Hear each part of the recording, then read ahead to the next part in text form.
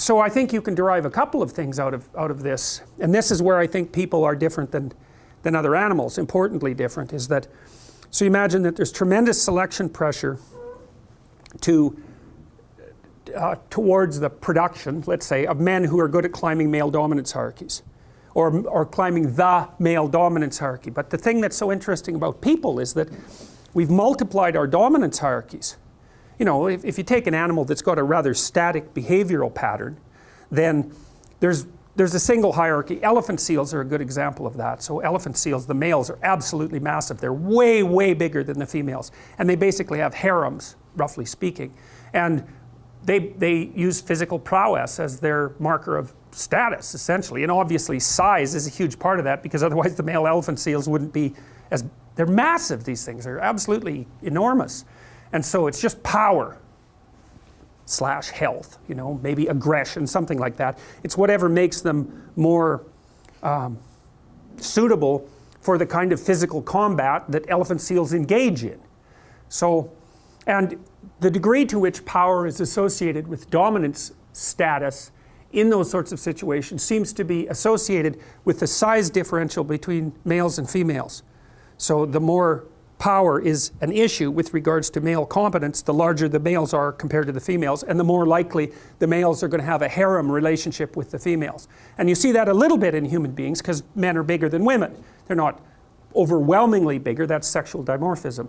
And you know, there's some men that are smaller than some women, but on average men are taller and they have more upper body strength and so forth. So there is a power element to male competition, but it's not as extended as it would be among animals, say like elephant seals.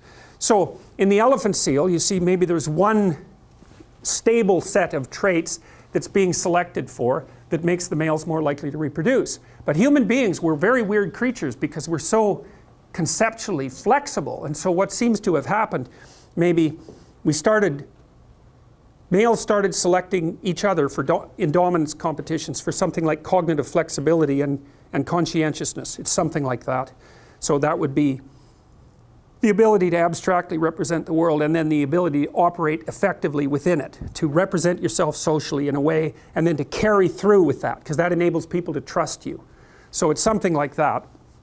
And so that produced cortical expansion, and then women were selecting men who were good at that, and that produced cortical expansion. And then there's an arms race between women and men with regards to intelligence. So the women kept up, or they certainly kept up with intelligence as the evolutionary cycle continued.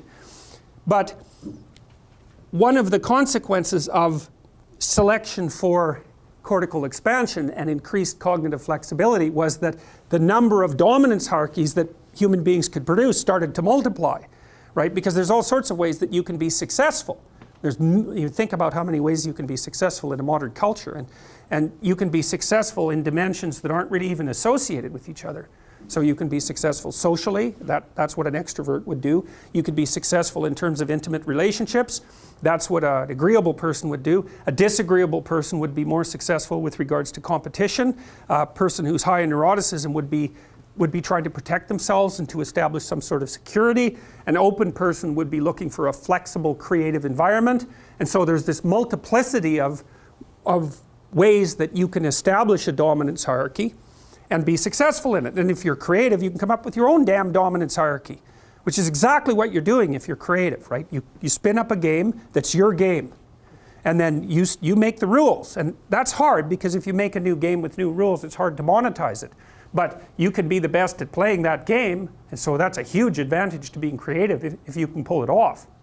So then you think, well, what's happened among human beings is the multiplication of the set of possible dominance hierarchies, so it's become very broad. And then you could say, well, what's driving selection now is the ability to be successful across multiple sets of dominance hierarchies. And that accounts, at least in part, for our cognitive flexibility. And so that's really what a human being is. A human being is a creature that has high potential for succeeding across a very wide range of potential human dominance hierarchies. And so that gives us our transformative psyche. That's the niche that we've both produced and occupy. And I think it's out of that hero mythology emerges fundamentally. because I think what the hero is, the mythological hero, is a representation of that part of the psyche that's particularly good at being successful across sets of dominance hierarchies. It's a very, very biological way of thinking about it. And I've thought about this for a long time. I can't see any way that that just can't be the case. I mean, how else could it work? If we had a fixed behavioral pattern like beavers, you know, you're the most successful beaver if you build the best dam, it's like fine, then you know what's going to be selected for. But that isn't what people are like, and it's also why we're so multi-purpose, you know. We have hands. What's a hand for? What's the evolutionary function of a hand? Well, you can't specify that. You could say it's something like, well, a hand is useful for doing a whole bunch of different things with. Well, and mouth, tongue, same thing. What are words for? Well, it's the same thing. They're for communicating a very wide range of information. It's something like that. So we're these weird general purpose animals. You know, we're not great at any one thing, but we can swim better than most terrestrial animals. You know, we can run faster than most animals, and we can certainly run longer. Like a human being can run a horse to death over the course of a week if they're in good shape. So like we're really good at being a multi-purpose entity, like a rat, you know, they call rats weedy species because they can be anywhere. They don't have a specific niche. Like, you know, there's animals down in the Amazon that they're specialized for like one tree, you know, or one type of tree in one tiny little area. That's not what human beings like, is we're like cockroaches or rats, which is a nasty comparison, but we can go anywhere and thrive. And so being particularly good at that, being particularly good at being able to go anywhere and thrive, also seems to me to be a canonical element of the hero mythology.